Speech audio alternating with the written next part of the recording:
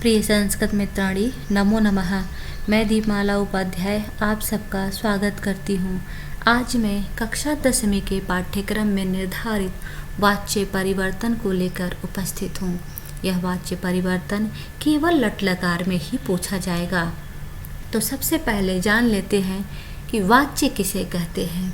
वाच्य वाक्य निर्माण की शैली को वाच्य कहते हैं।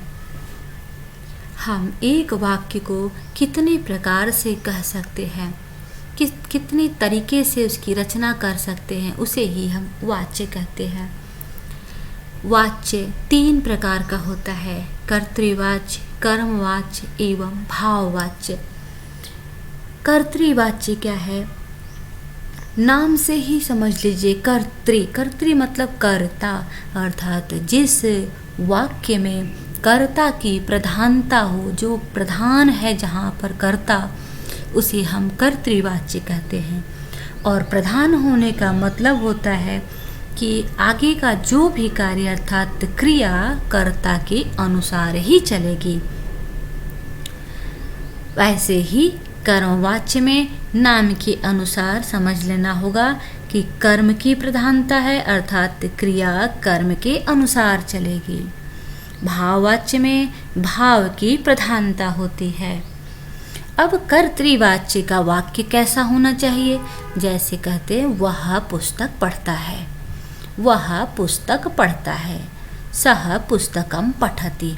यह वाक्य जो सरल होता है उसे हम कर्तृवाच्य के अंतर्गत कहते हैं, कर्तृवाच्य कहते हैं। वह पुस्तक पढ़ता है, वह खेलता है, वह जाता है, ऐसे सीधे सीधे वाक्य कर्तृवाच्य के अंतर्गत आते हैं।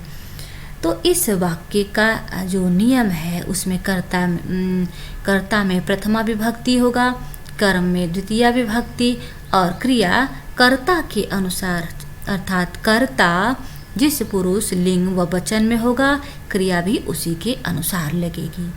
कर्मवाच्य में कर्म की प्रधानता होती है। तो कर्म जिस पुरुष वचन लिंग कर्म जिस पुरुष लिंग व वचन में होगा क्रिया भी उसी पुरुष लिंग व वचन के अनुसार लगेगी। भाववाच्य में भाव की प्रधानता तथा कर्म का जहाँ अभाव हो उसे हम भाववाच्य कहेंगे। और भाव प्रधान वाक्य में क्रिया सदा प्रथम पुरुष एक वचन की होती है, जो आगे हम लोग वाक्य के द्वारा उदाहरण के द्वारा समझेंगे। वाच्य परिवर्तन के नियम। वाच्य परिवर्तन में हम कर्तृवाच्य से कर्मवाच्य एवं भाववाच्य में परिवर्तन करते हैं।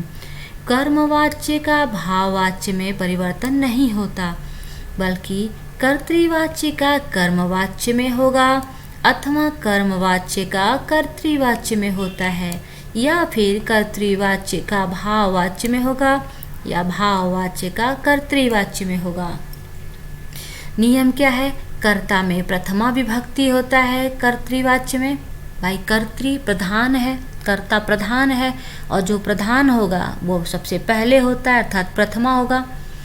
कर्म में द्वितीया होता है, कर्ता के बाद कर्म आता है, कर्ता ने कर्म को द्वितीया हो गया। और क्रिया कर्ता के अनुसार चलेगी। जैसे आप लोग वाक्य की रचना करते हैं, सह पुस्तकम पठति, सह पुस्तकम पठति। सह क्या है? प्रथम पुरुष एक वचन का करता है। पुस्तकम क्या है? वहाँ पर कर्म है, क्या पढ़ता है? पुस्तक को पढ़ता है। तो पुस्तक कर्म है और कर्म में द्वितीय विभक्ति का लगाया प्रयोग हुआ है पुस्तकम।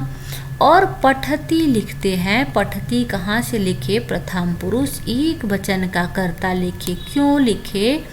इस सह के अनुसार लिखे, क्योंकि सह प्रथम पुरुष एक वचन का कर्ता है, इसलिए क्रिया भी होगी। रूप इसका परस्मयी पदी धातु चलता है, जैसे पठति पठता पठन्ति, पठसी पठता पठत, पठामि पठावा पठामः, परस्मयी पदी रूप होता है। अब कर्मवाच्य को देख लेते हैं। यहाँ पर पहले कर्म को देखिए। कर्म वाच्य में कर्म प्रधान है, इसलिए प्रथमा हो गया। यहाँ कर्ता प्रधान है इसलिए कर्ता में प्रथमा है, यहाँ कर्म प्रधान है इसलिए कर्म में प्रथमा है, और कर्ता में तृतीया हो गया, तृतीया विभक्ति। और क्रिया कर्म के अनुसार आत्मनेपदी में चलेगी। आत्मनेपदी का रूप आगे अभी बता रहे हैं। आत्मनेपदी में चलेगा अर्थात कर्म जिस पुरुष जिस वचन के अनुसार है उसी तरह से उसकी क्रिया भी चलेगी। भाववाच्य में कर्ता में तृतीया, कर्म होता ही नहीं है, तो तृतीया विभक्ति अगर है तो क्रिया केवल प्रथम पुरुष एक वचन आत्मनेपदी का रूप चलेगा। आगे देख लेते हैं। सबसे पहले रूप को देखिए। परस्मैपदी में रूप पठती, पठता, पठन्ति, पठसी, पठता, पठत, पठामी, पठावा, ये इधर हो जाएगा, पठामह रूप चलता है। आत्मनेपदी में पठ का ही रूप लिखे हम पठ्यते, आपको याद कर लेता होगा। पठ्यते, पठ्येते, पठ्यन्ते, पठ्यसे, पठ्येथे, पठ्यध्वे, पठ्ये, पठ्यावहे, पठ्यामहे। ऐसे अगर लिख का होगा तो लिख्यते, लिख्येते, लिख्यन्ते, लिख्यसे, लिख्येथे, लिख्यध्वे, लिख्ये, लिख्यावहे, लिख्यामहे रूप चलेगा। अब यहाँ पर कर्तृवाच्य से कर्मवाच्य एवं भाववाच्य में परिवर्तन दिया गया है। जैसे सह पुस्तकम पठति, यह कर्तृवाच्य में है तो आगे दिया गया है कर्तृवाच्य के कर्ता में प्रथमा, कर्म में द्वितीया एवं क्रिया कर्ता के अनुसार, तथा कर्मवाच्य के कर्ता में तृतीया और कर्म में प्रथमा, क्रिया कर्म के अनुसार। ध्यान रखिएगा, यहाँ पर कर्मवाच्य में आपको ध्यान रखना होगा। यहाँ पर क्रिया कर्म के अनुसार चलेगी, कर्ता के अनुसार नहीं। सह पुस्तकम पठति, यहाँ पर पुस्तक द्वितीय विभक्ति है क्योंकि पुस्तकम पुस्तके पुस्तकानि, पुस्तकम पुस्तके पुस्तकानि दोनों में होता है, तो हो जाएगा सह पुस्तकम पठति। अब इसी को परिवर्तन करना है हमें। कर्मवाच्य में सह का हो गया तेना, तेन हो गया सह के स्थान पे क्योंकि तृतीय विभक्ति। यह पुस्तकम द्वितीया में है लेकिन यह पुस्तकम प्रथमा में है। और पुस्तकम के अनुसार पठ्यते हो गया रूप, देखिए यहाँ पर पठ्यते, पठ्यते पुस्तकम प्रथम पुरुष का है, एक वचन का, इसलिए प्रथम पुरुष एक वचन की क्रिया पठ्यते का प्रयोग किया गया है।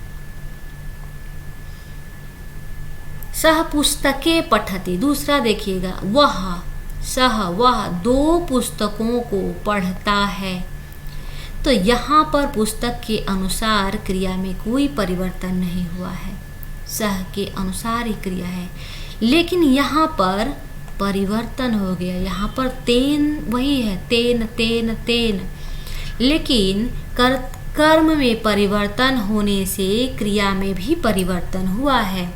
पुस्तके द्विवचन का है तो पठ्येते भी द्विवचन का लग गया। यहाँ पर रूप देखिए पठ्येते, कर्म के अनुसार ही परिवर्तन हो रहा है। सह पुस्तकानि पठति, वह पुस्तकों को पढ़ता है, तो सह के अनुसार तो तेन हो गया, तृतीया में परिवर्तन, पुस्तकानि का पुस्तकानि हो गया।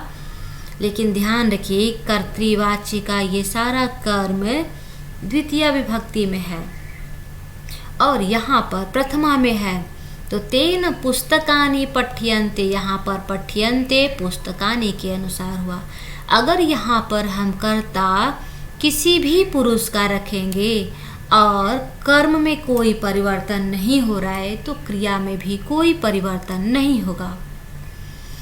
अब है त्वम पुस्तकम पठसी, त्वम का त्वया हो गया, पुस्तकम का पुस्तकम और पठसी का पठ्येते। अब देखिए आप पहले में भी है पुस्तकम पठ्येते और इसमें भी पुस्तकम पठ्येते। क्यों?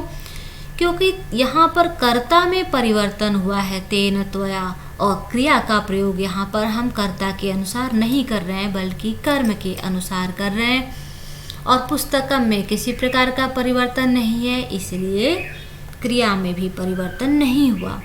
ऐसे ही अगला अहम पुस्तकम पठामि, तो अहम का मया हो गया, पुस्तकम का पुस्तकम है, पठ्यते, पठ्यते का पठ्यते ही लिखा गया है। तो आप लोगों को बात यह समझ में आ गई होगी कि कर्मवाच्य के कर्ता के अनुसार क्रिया में कोई परिवर्तन नहीं होता, बल्कि कर्म के अनुसार होता है।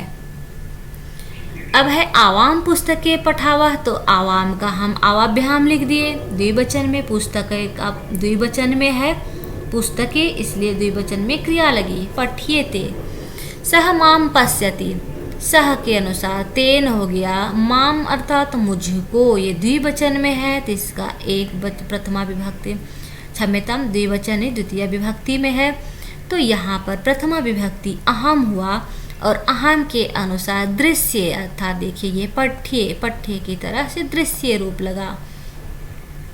खगः कूजति, ये भाववाच्य है, यहाँ पर कर्म नहीं है, तो खगः का खगई है हो गया, या हाँ खगई तृतीया विभक्ति, खगई नहीं बल्कि खगेन होना चाहिए। अगर खगः एक वचन में है तो ये भी एक वचन में होगा, यहाँ पर गलत लिख दिया गया, खगेन कूज्यते, क्योंकि तृतीया विभक्ति और जो क्रिया होगी वो सदैव एक वचन में ही होगी, खगेन कूज्यते। अगर यहाँ पे खगाह होता, खगाह, तब ये हो जाता खगई है। सह तिष्ठति, सह मतलब वह, सह का तेन हो गया और तिष्ठति का स्थीयते। तो यहाँ पर कर्तृवाच्य और कर्मवाच्य तथा भाववाच्य में परिवर्तन पूर्ण हुआ। इसके बाद मैं पार्ट 2 में कुछ परीक्षा में पूछे गए अभ्यास कार्य को लेकर उपस्थित रहूँगी। मुझे उम्मीद है कि आप लोगों को समझ में आ गया होगा। वीडियो कैसे लगा कृपया कमेंट के माध्यम से ज़रूर बताएं एवं अपने अन्य मित्रों तक भी शेयर करें। धन्यवाद, मिलती हूँ फिर अगले वीडियो के साथ।